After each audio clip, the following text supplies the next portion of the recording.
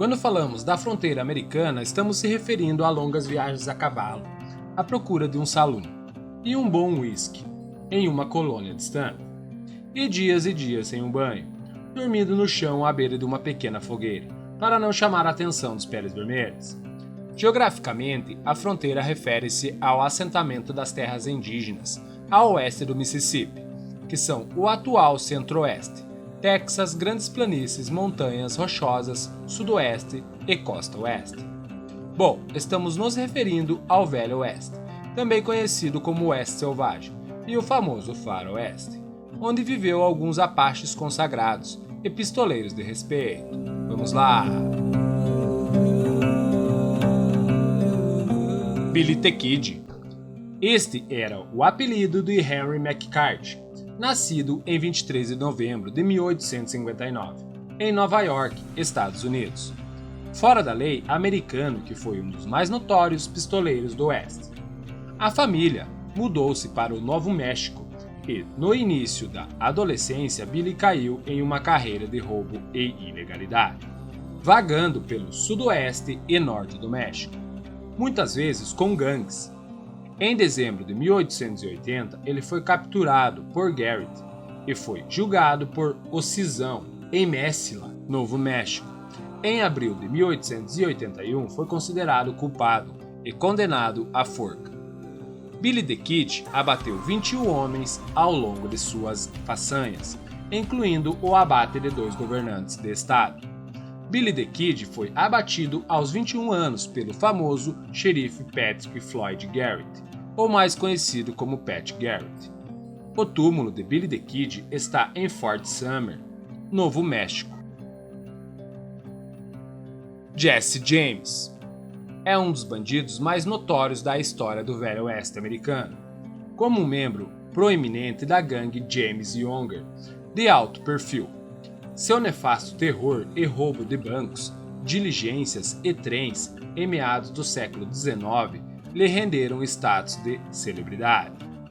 Jesse Woodson James nasceu em Clay County, Missouri, em 5 de setembro de 1847. Ele era filho de um ministro batista, que com o falecimento de seu pai foi obrigado a viver com outra família, com seus 2 irmãos, Frank e Susan. Frank também seguiu os passos do irmão Jesse, e mesmo os dois sendo fora da lei, sua mãe sempre os defendeu. Jesse também ficou conhecido como Dingus, depois de disparar um tiro em seu próprio dedo, enquanto limpava sua pistola. Jesse gostava de atrair publicidade e era conhecido por distribuir comunicados de imprensa para testemunhas nas cenas de seus crimes. Jesse James foi executado por Bob Ford, um recruta de sua própria gangue, que fez um trato com o governador do Missouri em troca de humanidade legal. Jesse James foi enterrado na fazenda da família James, mas se espalharam rumores de que James havia de fato fingido sua própria morte, e ao longo dos anos vários homens diferentes alegaram ser Jesse James. Touro Sentado foi um dos líderes Sioux mais famosos e reverenciados. Ele lutou em nome de seu povo, tentando proteger suas terras da invasão de colonos brancos e garimpeiros. Nasceu perto de Grand River, no que era então conhecido como o Território Dakota, hoje Dakota do Sul, em 1831. O nome de nascimento de Touro Sentado era Texugo Saltador. Quando ele era jovem, ele foi apelidado de Lento, devido à sua natureza tranquila. Quando ele tinha 10 anos, ele abateu seu primeiro búfalo, enquanto caçava com seu pai. Lento ficou conhecido como Tatanka Yotanka, ou Touro Sentado, em homenagem à sua bravura em batalhas. Touro Sentado também participou da Guerra da Nuvem Vermelha, Batalha de Little Bighorn, que incluiu Bill Cody e Annie Oakley. Após a famosa Guerra dos Sioux, Touro Sentado se tornou o líder e um homem santo. O governo caçou o povo Sioux devido à escassez de búfalos. Touro Sentado e seu povo fugiram para o Canadá. Embora a comida e os recursos também fossem escassos, em troca de anistia para seu povo, Touro Sentado se rendeu ao governo dos Estados Unidos em julho de 1881. Líder Apache Jerônimo. O homem que se tornaria o líder indígena mais temido do século XIX nasceu em algum momento na década de 1820, nos Bendocop, o menor bando da tribo Apache Chiricahua, que habitava o que hoje é o Novo México e o Arizona. Seu nome de batismo era Goiâncla, aquele que boceja, mas quando jovem ganhou o apelido de Jerônimo. Depois de se destacar em ataques Apache contra os mexicanos, esposa e filhos de Jerônimo foram abatidos por um coronel que o caçava. Após isso, Jerônimo jurou vingá-los e travou vários ataques ao México. Quase um quarto do exército dos Estados Unidos travou uma caçada a Jerônimo. Eram quase 5.000 homens para pegá-lo. Após pegá-lo, ele passou os últimos 23 anos de sua vida preso. Após tudo isso, ele implorou para ser libertado, mas o presidente se recusou por medo de que a guerra entre ele e os Apaches explodisse mais uma vez. Jerônimo faleceu em 1905. Buffalo Bill. William Frederick Cody, nascido em 26 de fevereiro de 1846 no condado de Scott, Iowa, Estados Unidos, caçador de búfalos americano, escoteiro do Exército dos Estados Unidos, cavaleiro do Pony Express, lutador indiano, ator e empresário, que dramatizou os fatos e o sabor do Oeste americano através da ficção e do melodrama. Durante a Guerra Civil Americana de 1861 a 1865, Cody serviu pela primeira vez como olheiro da União em campanhas contra os Kiowa e Comanches, e mais tarde, em 1863, se alistou na 7ª Cavalaria do Kansas, que entrou em ação no Missouri e no Tennessee. Após a guerra, ele trabalhou para o Exército dos Estados Unidos como batedor civil. Caçou búfalos para alimentar as equipes de construção na Union Pacific.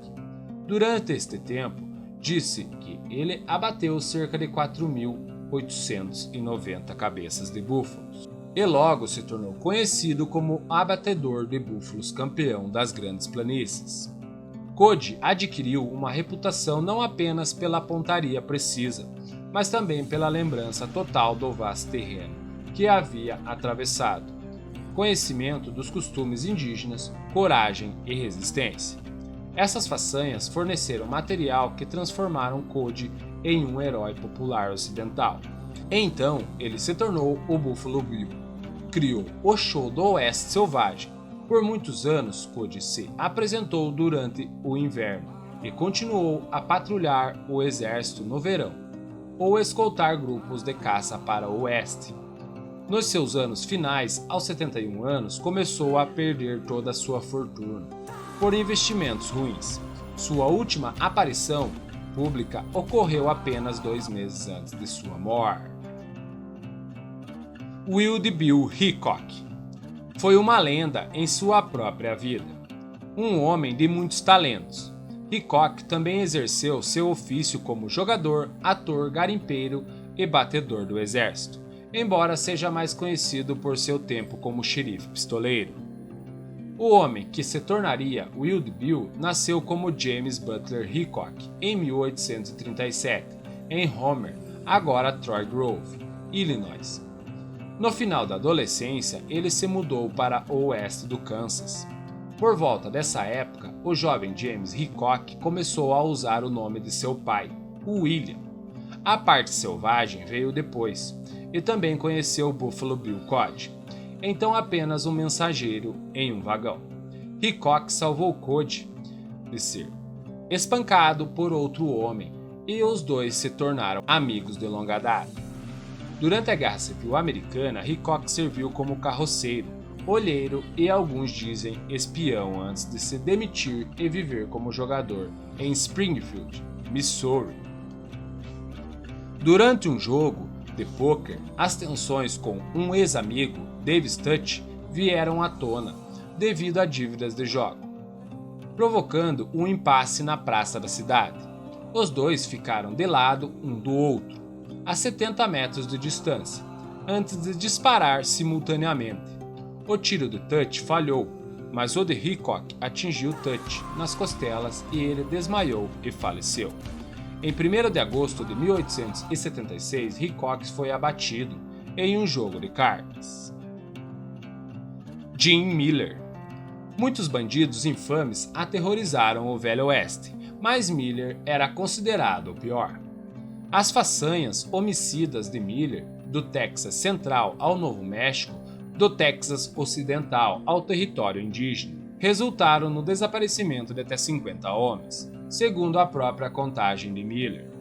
Logo após seu nascimento, em 1861, no Arkansas, a família de Miller mudou-se para a região central do Texas. Não se sabe ao certo quando Miller foi enforcado, mas há registros que ele foi o pior fora da lei do Oeste Selvagem.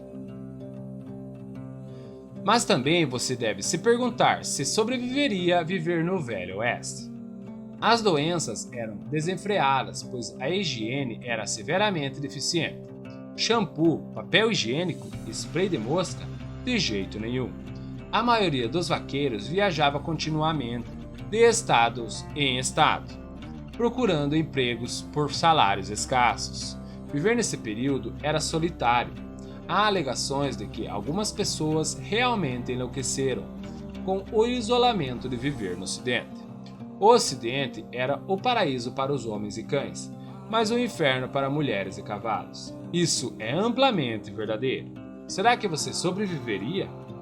O Oeste Selvagem era literalmente de homens fortes e de miras precisas, pois a lei lá não existia. Até o próximo vídeo!